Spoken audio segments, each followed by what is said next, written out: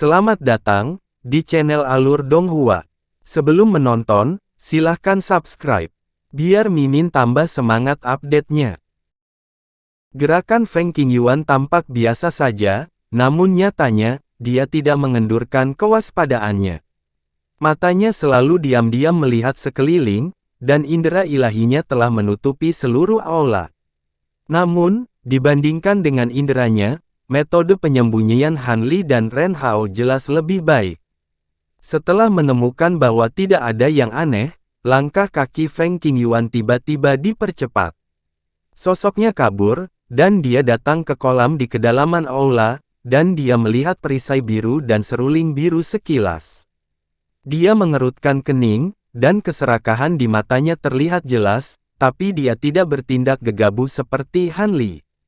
Sebelumnya, dia telah melihat pria kekar memasuki lorong ini dan mengejarnya sampai ke sini. Dia juga melihat tanda-tanda pertempuran yang jelas di lantai 2 aula utama, tetapi tidak ada seorang pun di lantai 3 aula utama. Jelas, ada sesuatu yang salah. Rekan Ren, aku telah menemukan tempat persembunyianmu, kenapa kamu tidak keluar dan menemuiku? Mengingini harta di kolam ini. Feng Qingyuan tiba-tiba menyipitkan matanya dan berkata dengan keras. Ketika Han Li mendengar ini, dia tanpa sadar melihat ke pilar batu di sudut barat laut. Dia melihat bahwa pria kekar itu masih menyembunyikan dirinya dengan erat, dan dia sepertinya tidak akan muncul sama sekali. Dia tahu bahwa langkah Feng Qingyuan tidak lebih dari sebuah gertakan. Ada keheningan di aula, dan hanya suara Feng Qingyuan yang bergema samar, dan secara bertahap menjadi lebih kecil lalu menghilang. Melihat bahwa tidak ada yang muncul setelah trik ini, alisnya berkerut semakin dalam, dan tatapan aneh muncul di kedalaman matanya. Setelah sekian lama, dia masih tidak bisa menahan keserakahan yang muncul di hatinya. Dengan lambaian satu tangan, cahaya keemasan menyala, dan dia memanggil boneka lapis baja emas berlengan 8 di sampingnya. Dia memberi isyarat dengan tangan yang lain untuk membuat boneka itu membungkuk untuk mengeluarkan 2 senjata peri di kolam. Boneka itu melompat dengan gesit, dan sosoknya melintas di permukaan kolam seperti laba-laba. 2 lengannya jatuh pada seruling biru dan perisai biru seperti capung yang berenang di air. Han Li mengerutkan kening dan menatap boneka lapis baja emas itu. Dia sedang menunggu untuk berhasil, dan kemudian dia akan merebut 2 senjata dewa darinya. Tangan boneka lapis baja emas itu telah menyentuh 2 artefak surgawi. Baru saja akan berhasil, permukaan kolam yang tadinya sehalus cermin tiba-tiba beriak dengan keras. Tiba-tiba, sesosok biru muncul dari bawah permukaan kolam, lalu melesat keluar sebagai seberkas cahaya, membawa boneka lapis baja emas keluar dari kolam. Dentang. Suara berat terdengar. Tubuh boneka lapis baja emas itu tidak berdaya untuk melawan, dan terlempar dengan keras ke tepi kolam. Setelah itu, kaki biru besar dengan sirip menginjak dadanya dengan keras. Boneka lapis baja emas, yang terbuat dari esensi emas langka dan memiliki kekuatan yang sebanding dengan kultivator dewa sejati tahap akhir, ambruk, dan intinya hancur. Adegan ini terjadi dalam sepersekian detik. Feng Qingyuan, yang berada di samping, melihat bahwa situasinya buruk, dan sosoknya telah mundur lebih dari 1000 kaki. Payung kertas minyak berwarna merah cerah muncul di tangannya, dan dia terus memutarnya. Dia melihat ke sana dengan ekspresi waspada. Pemilik kaki yang menginjak dada boneka itu adalah Putri Duyung Biru dengan kepala ikan dan tubuh manusia, dan seluruh tubuhnya tertutup sisik seperti kristal. Aura tubuhnya tidak dapat dideteksi, tetapi memancarkan semburan fluktuasi hukum waktu, yang begitu kuat hingga membuat jantung seseorang berdebar kencang. Feng Qingyuan sudah merasa menyesal hanya dengan melihatnya. Dia dengan cepat melirik tangga di belakangnya dari sudut matanya, dan pikirannya berputar dengan cepat, memikirkan cara untuk melarikan diri. Akibatnya, dia hanya membuat gerakan kecil, dan Putri Duyung Biru itu tiba-tiba membuka mulutnya, memperlihatkan 2 baris gigi yang padat dan tajam, dan berteriak tanpa suara. Setelah itu, sosoknya pecah dengan embusan, dan kemudian berubah menjadi kabut biru, seperti kabut pagi di pegunungan, tersapu oleh angin gunung dan bergegas menuju Feng Qingyuan. Melihat situasinya tidak baik, yang terakhir tiba-tiba membuka payung kertas minyak merah di tangannya. Saat berputar, ia memancarkan seberkas cahaya berwarna darah, yang menyelimuti tubuhnya. Seluruh tubuhnya berubah menjadi bola cahaya berwarna darah, dan dengan kilatan yang tiba-tiba, dia bergegas menuju tangga. Namun, kabut biru juga mengikutinya seperti bayangan, dan langsung datang ke tangga, menyusul Feng Qingyuan, yang diselimuti cahaya merah payung kertas minyak, dan menenggelamkannya. Oh, tertahan, ratapan serak yang sepertinya keluar dari kedalaman tenggorokan berasal dari kabut biru. Segera setelah itu, terdengar suara benda berat jatuh, dan seluruh lantai 3 aula kembali hening. Setelah beberapa saat, semua kabut biru bergulung kembali dan mengembun menjadi putri duyung biru lagi. Setelah sosoknya melompat, ia memercikkan tetesan air biru, dan jatuh kembali ke dalam kolam. Selama seluruh proses, ia bahkan tidak melihat perisai biru kecil dan seruling yang digunakan sebagai umpan. Di tanah di pintu masuk tangga, hanya ada mayat coklat tua yang benar-benar layu dan payung kertas minyak yang compang camping yang berbintik-bintik dan tidak memiliki energi spiritual. Han Li, berbaring di balok di bagian atas aula, melihat semua ini dengan jelas, dan dia semakin terkejut. Apa-apaan orang ini yang muncul entah dari mana? Dia benar-benar mampu membunuh Dewa Emas dalam sekejap. Pada saat ini, sesosok ungu muncul diam-diam di pintu masuk lantai 3. Itu adalah Feng Lin. Murid Han Li menyusut sedikit, dan dia diam-diam melantunkan mantra, dan sosoknya yang tersembunyi menyusut lagi. Feng Lin berjalan perlahan, melihat mayat Feng Qingyuan, dan kemudian melihat ke kolam biru, wajahnya acuh tak acuh, seolah dia tidak terkejut sama sekali. Apakah kalian berdua ingin aku menguji kekuatan sihir Putri Duyung lagi? Sayangnya, saya bukan Yuan Feng. Anda tidak perlu bersembunyi lagi, keluarlah. Wanita itu melihat ke suatu arah, lalu melihat ke tempat persembunyian Han Li, dan berkata dengan acuh tak acuh. Terutama pada saat ini, lapisan cahaya ungu muncul di mata Feng Lin. Bintik-bintik cahaya ungu yang tak terhitung jumlahnya berkelap-kelip tanpa henti, seperti galaksi terang di langit malam. Han Li terkejut. Mata wanita ini juga mengolah mata ajaib dari neraka ke-9, dan tampaknya kekuatan sihirnya bahkan lebih besar darinya. Pada saat ini, temperamen Feng Lin telah banyak berubah. Ekspresinya tidak lagi lembut, dan matanya sedingin es, seperti permaisuri yang tinggi dan perkasa.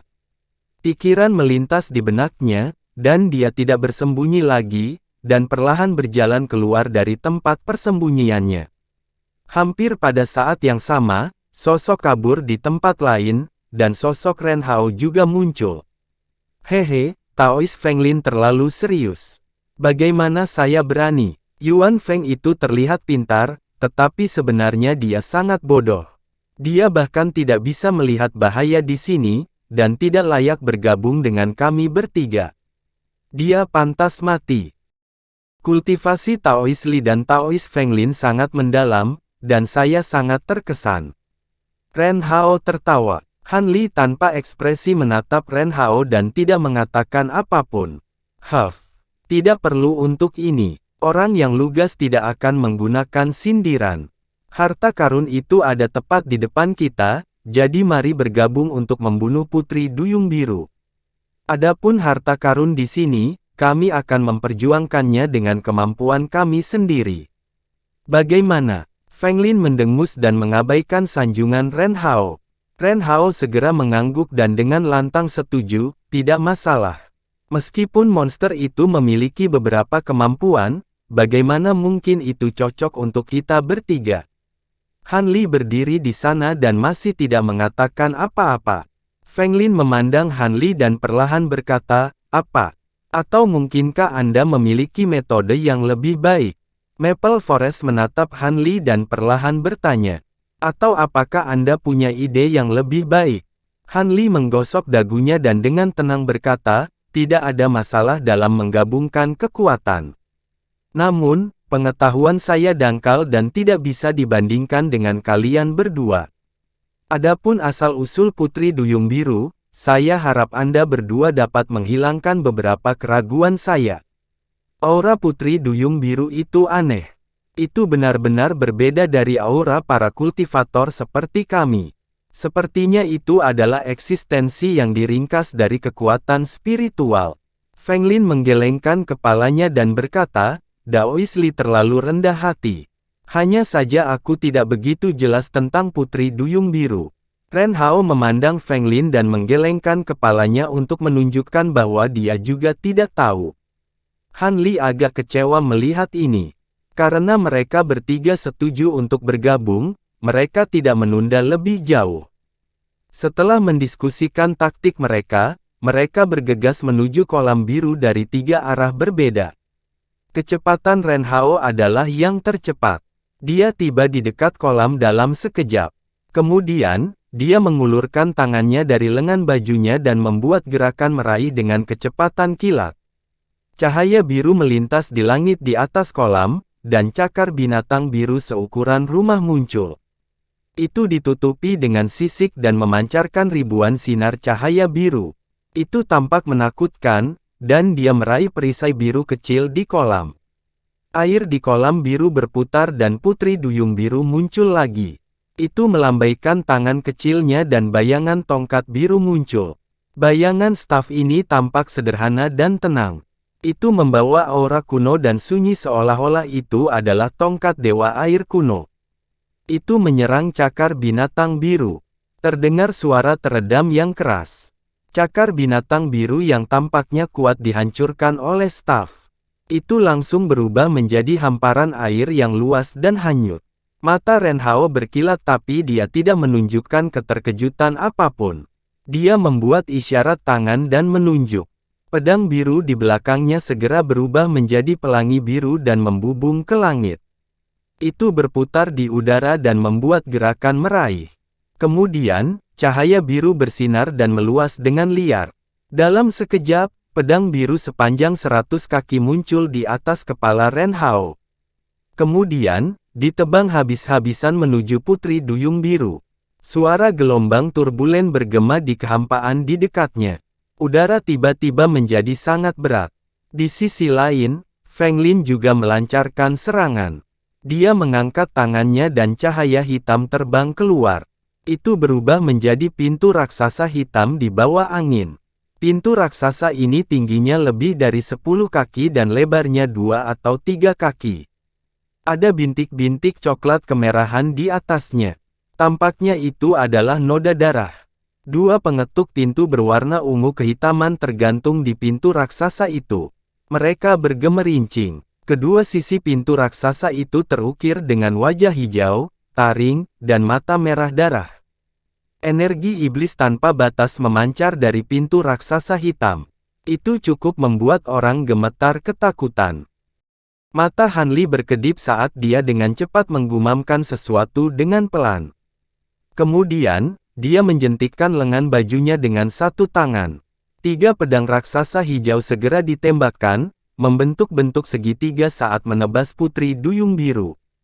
Tubuh pedang dikelilingi oleh kilat keemasan, mekar dengan sinar keemasan.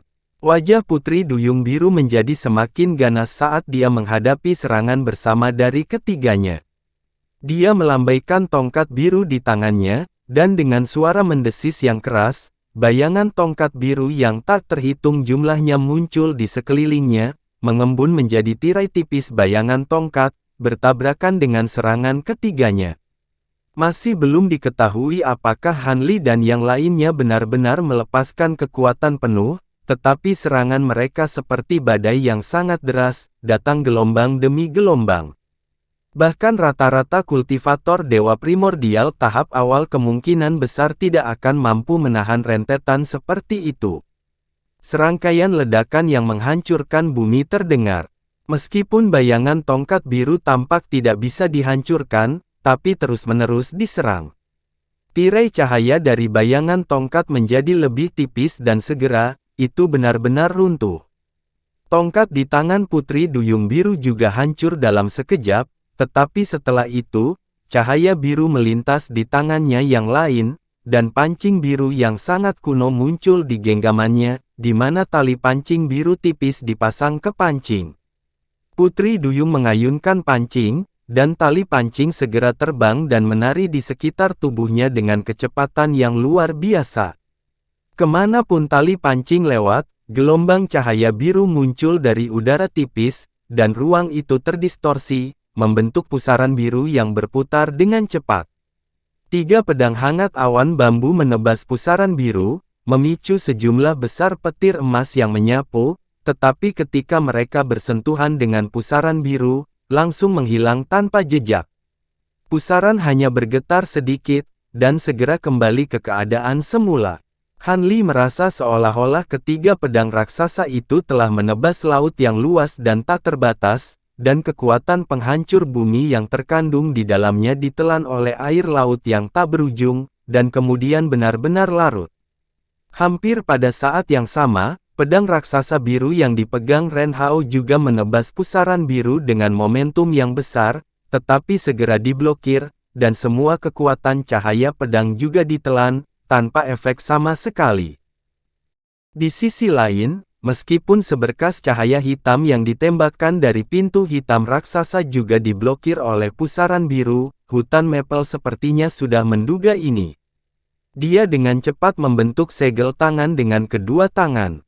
Pola roh perak muncul di permukaan pintu hitam raksasa. Kemudian, rune perak yang tak terhitung jumlahnya menyembur keluar, dan bergabung menjadi sinar hitam. Pilar cahaya hitam segera bersinar dengan cahaya perak dan menjadi tembus cahaya. Meski agak sulit, namun sinar hitam itu tetap menembus pusaran air biru dan menenggelamkan Putri Duyung Biru. Diselimuti oleh pilar cahaya hitam, Putri Duyung Biru menunjukkan ekspresi kesakitan, dan sepertinya gerakannya juga sangat terhambat. Feng Lin tiba-tiba membuat isyarat tangan, dan pilar cahaya hitam itu bergetar. Kemudian, sesosok besar yang dikelilingi oleh Ki Iblis melompat keluar dari pilar cahaya. Makhluk iblis ini memiliki wajah dan taring berwarna hijau. Tingginya sekitar 100 kaki, dengan kepala penuh rambut berwarna merah darah, dan 2 tanduk melengkung. Tangan dan kakinya bersisik, dan dia memegang garpu baja hitam pekat di tangannya. Tubuhnya tidak terlalu besar, tetapi aura ganas yang sangat besar yang memancar dari tubuhnya langsung memenuhi seluruh aula, dan tawa jahat terdengar dari mulutnya, bahkan menyebabkan hati Han Li dan Ren Hao tersentak saat mendengarnya.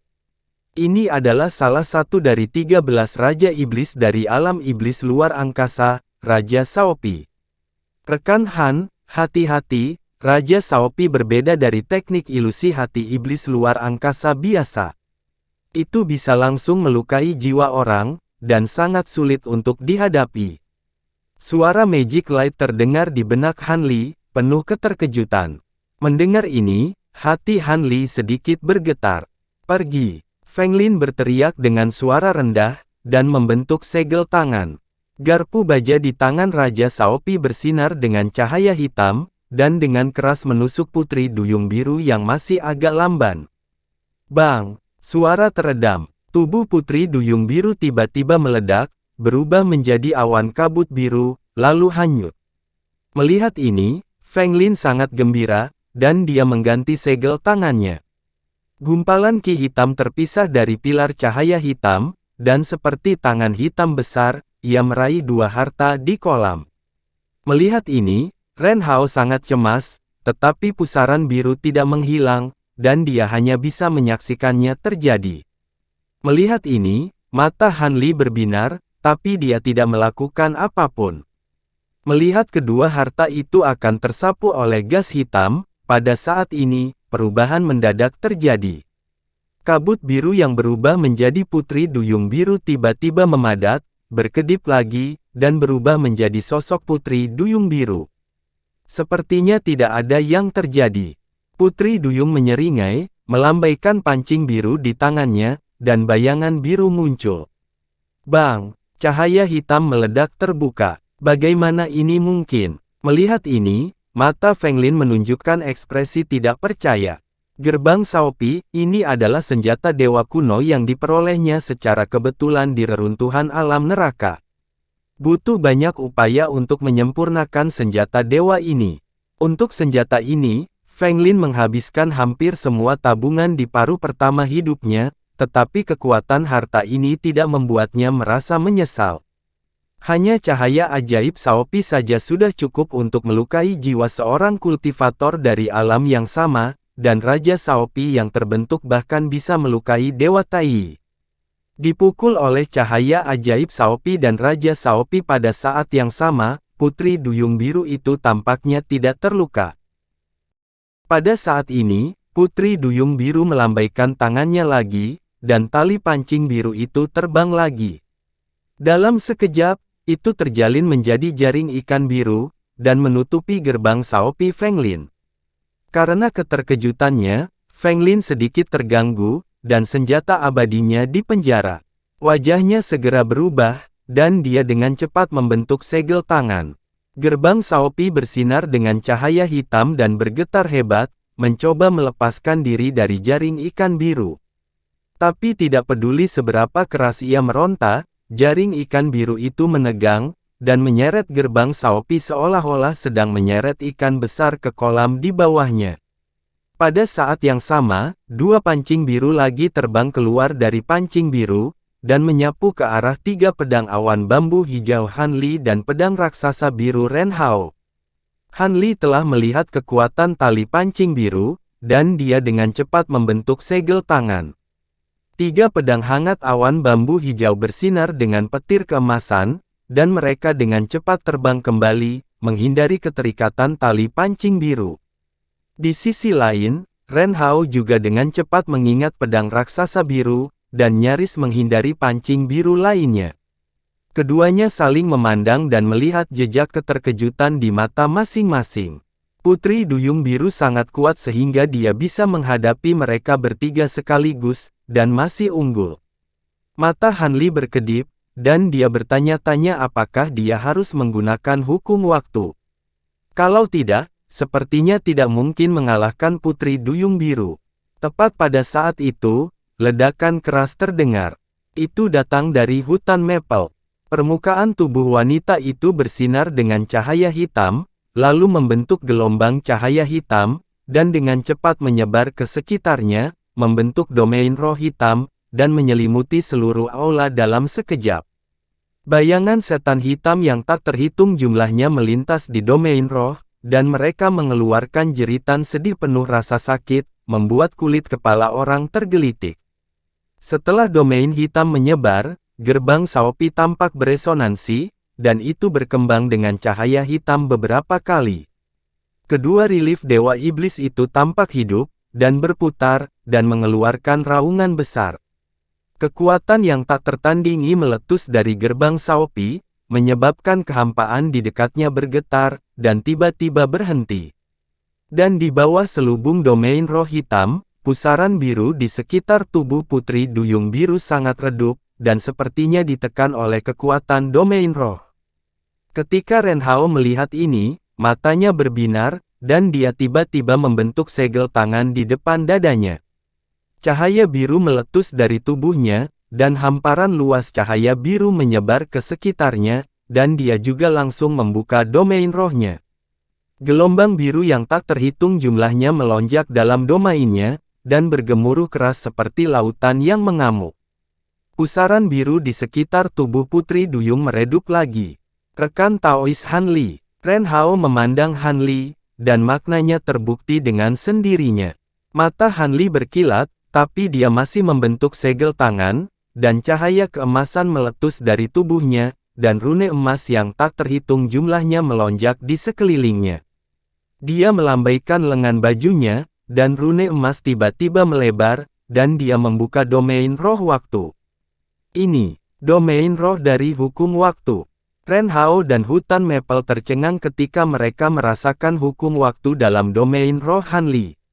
Bagaimanapun, Ada 3.000 hukum Dao besar di dunia, dan masing-masing berisi rahasia mendalam dari operasi dan kehidupan semua hal di dunia. Sangat sulit untuk memahami berbagai perubahan di dalamnya, dan butuh puluhan ribu tahun bagi seseorang untuk memiliki kesempatan memanfaatkannya.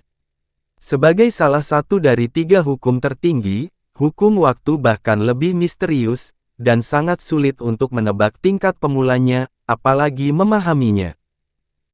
Namun, Han Li adalah seorang kultivator tahap Dewa Emas yang setara dengan mereka, namun dia tidak hanya menguasai hukum waktu, itu dapat dilihat dari fakta bahwa dia dapat memanfaatkan domain rohnya yang telah dia capai dengan jelas pemahaman mendalam tentang hukum waktu.